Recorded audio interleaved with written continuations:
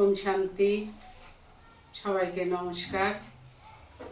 আমি প্রজাপিতা ব্রহ্মকুমারী ঈশ্বরীয় বিশ্ববিদ্যালয়ের সম্বন্ধে কিছু আলোচনা করছি এবং শিব বাবার বিশেষ জ্ঞান সম্বন্ধে সবাইকে জানকারি দেওয়ার জন্য আমি এই প্রোগ্রামটা করছি আজকে। যেটা হচ্ছে, আমাদের শিব বাবা এসেছেন আমাদের সাধারণ মানুষকে দেবতা তৈরি করতে।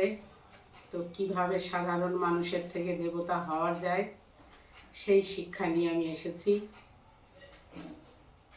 সাধারণ মানুষ থেকে দেবতা হওয়ার জন্য আমাদের একটা কোর্স আছে, 7 দিনের কোর্স। তো সেই কোর্সের ফাইলটা নিয়ে আমি আজকে কিছু চিত্র দেখাবো এবং এই চিত্রের উপরে আমি কিছু কথা বলবো।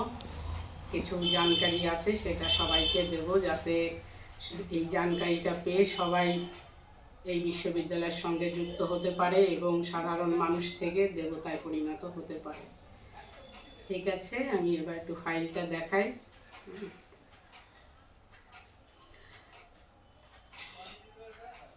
এইটা হচ্ছে আমাদের ফাইল, সাধারণ মানুষ থেকে দেবতা হওয়ার ফাইল। এর মধ্যেই আছে কিভাবে দেবতা হওয়া যায় সেই সমস্ত জ্ঞান বা চিত্র, সব এই ফাইলের মধ্যেই আছে। তো এই ফাইলের মধ্যে থেকে কিছু কিছু চিত্র আমি দেখাবো এবং প্রথম থেকে 7 দিনের কোর্সের যে জ্ঞানগুলো আছে সেটা 7 দিনের মধ্যেই কমপ্লিট হবে। তো আজকে আমি প্রথম চ্যাপ্টারটাই দেখাবো। প্রথম চ্যাপ্টারে হচ্ছে, প্রথম আমাকে দেখাচ্ছি আমি কে। প্রথম নিজেকে চিনতে হবে। আমি যদি নিজেকে চিনতে পারি তাহলে ঈশ্বরকে চেনা আমার পক্ষে কোনো কষ্টকর ব্যাপার নয়। ঈশ্বরকে আমি চিনতে পারবো, খুব সহজে চিনতে পারবো। তার জন্য আগে নিজেকে চেনা দরকার। তো আমরা সবাই আমি শব্দটা ব্যবহার করি। আমি অ্যাকচুয়াল কে? আমরা শরীরটাকে আমি মনে করি, কিন্তু এই শরীরটা আমি নই। আমি হচ্ছি আত্মা। তো সেইখানে আত্মাকে কেমন দেখতে সেটা দেখাচ্ছি আজকে। এইখানে হচ্ছে আমি, এটা হচ্ছে আমি আত্মা। তাহলে এই আত্মার মধ্যেই আছে মন, বুদ্ধি, সংস্কার। তাহলে মন দ্বারা আমরা কি করি? মন দ্বারা চিন্তা ভাবনার কাজ করে। মন সর্বদা কিছু না কিছু ভাবতে থাকে। তো সমস্ত চিন্তা ভাবনার কাজ করে মন। বুদ্ধি দ্বারা কর্ম করি। বুদ্ধি দ্বারা যে কর্মটা আমরা করছি সেটা আমার এই সংস্কারের মধ্যে রেকর্ড হতে থাকবে।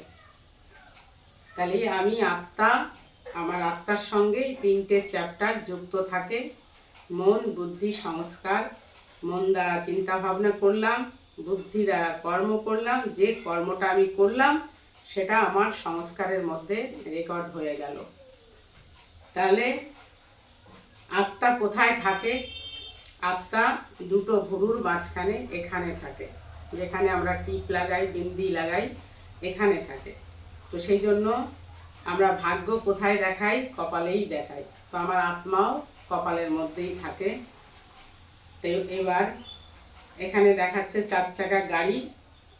গাড়িটা হচ্ছে আমাদের এই শরীর, আর আত্মা হচ্ছে ড্রাইভার। আত্মা যদি না থাকে তাহলে তো এই শরীর চলবে না। আত্মাই এই শরীরটাকে চালনা করছে। তো এই আত্মা শরীরে আছে বলে আমার সর্বশরীর চলছে। যখন আত্মা চলে যাবে তখন এই গাড়ির আর কোনো ভ্যালু নেই। শরীররূপী গাড়িটা তখন শ্মশানে নিয়ে গিয়ে পুড়িয়ে দেবে। আত্মা বেরিয়ে গেল, তো সেই মরা বডিকে আর কেউ ঘরে রাখবে না। তো সেই হেতু এই শরীরের, এখন শিব বাবা এসে কি বলছে? শরীরের ভান থেকে বেরিয়ে আসতে বলছে। তো শরীরের ভান আমি কখন বেরোবে? যখন আমি নিজেকে চিনব। কারণ আমি আত্মা। তাহলে আত্মার মধ্যেই সব কিছু থাকে। যা কিছু, এই যে মন, বুদ্ধি, সংস্কার আত্মার সঙ্গে। তো এই সংস্কার অনুযায়ী আমাদের কি হবে? আমি যে পরবর্তী জীবন ধারণ করব, যেখানে গিয়ে যে পরিবারে গিয়ে আমার জন্ম হবে, সেখানে আমি এখান থেকে যে যে কর্ম করে আমার সংস্কারকে আমি তৈরি করে নিয়ে যাচ্ছি, ওই সংস্কার অনুসারেই আমার একটা পরিবার আমি পাবো। যদি ভালো কর্ম করে সংস্কার তৈরি করে যাই তাহলে আমি একটা ভালো পরিবার পাবো। যদি আমি খারাপ সংস্কার দিয়ে নিজের সংস্কারকে তৈরি করে যাই এখান থেকে খারাপ কর্ম দিয়ে, তাহলে আমার সেরকমই একটা পরিবার বা সেরকমই রূপ রং, সেরকমই সব কিছু আমি পাবো। তো জীবনে পাওয়া সব কিছু পাওয়া হচ্ছে নিজের কর্মের উপরে। ভালো ফল পাওয়া মানে ভালো কর্মের ফল, খারাপ কিছু পেয়েছি মানে আমার খারাপ কর্মের ফল।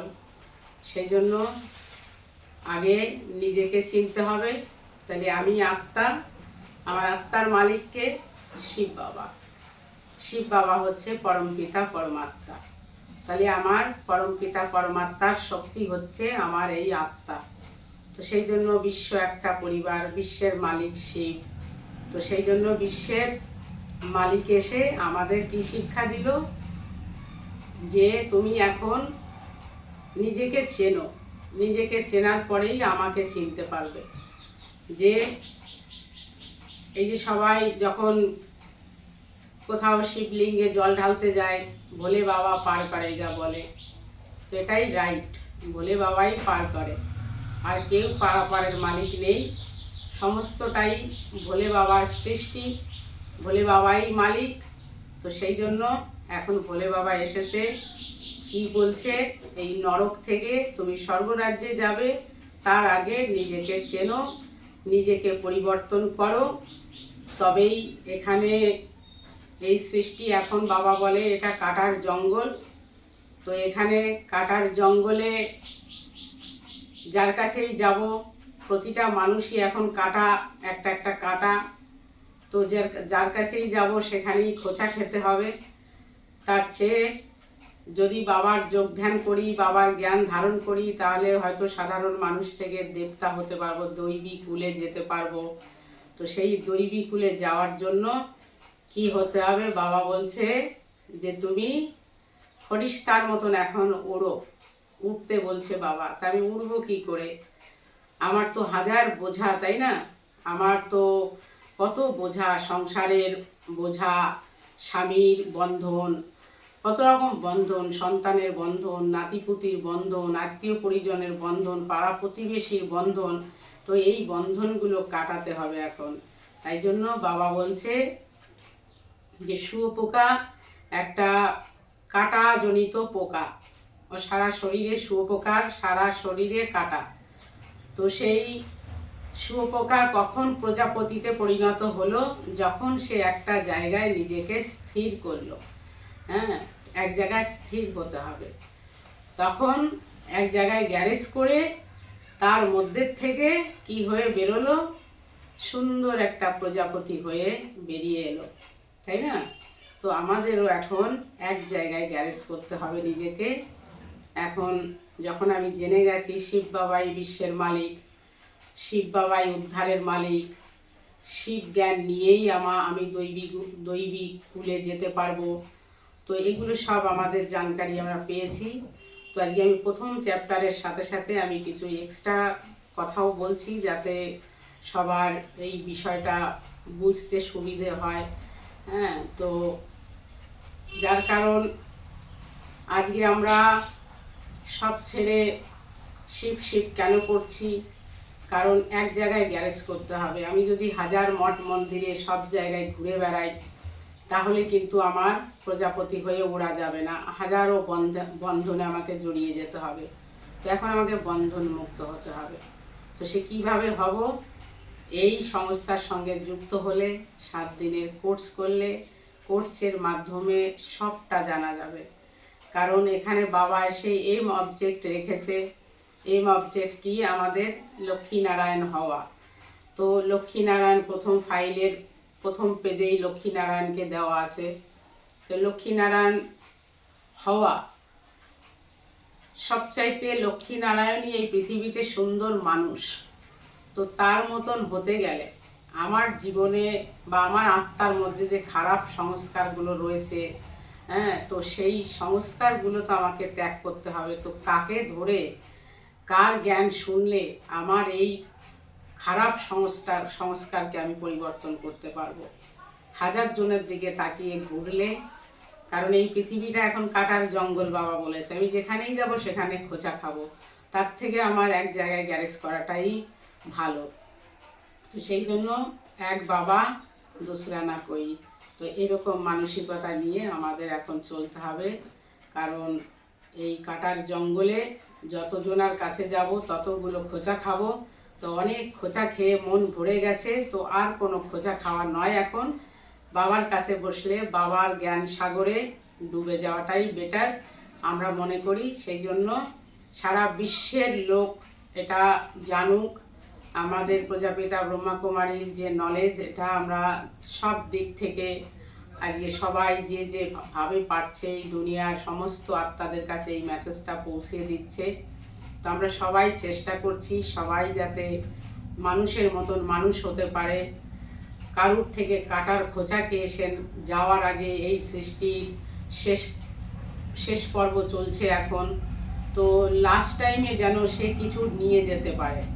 বাবা এত সুন্দরভাবে আমাকে মানুষ করার জন্য এই সৃষ্টিতে এসেছে, আমি যেন অমানুষ হয়ে না যাই, আমি যেন অনেকের কাটার খোঁচা খেতে খেতে না যাই, যেন আমি সুন্দর একটা ফুলে বা প্রজাপতির মতন পাখনা উড়ে উঠতে উঠতে আমি বাবার কাছে চলে যেতে পারি। তো সেই হেতু আমার এই কাটার জঙ্গলে বসেই আমাকে মানুষ হতে হবে। তাহলে আমি শিব বাবার ছত্রছায়ার মধ্যে থাকলে তবেই আমি মানুষে পরিণত হতে পারবো। এখন তো আমরা সব অমানুষ হয়ে গেছি, তাই না? তো অমানুষ থেকে মানুষ হওয়ার জন্য একজনই আছে পৃথিবীতে, সে হচ্ছে শিব বাবা। ঠিক আছে, ওম শান্তি। সবাই ভালো থাকবেন, সবার কল্যাণ হোক। ওম শান্তি।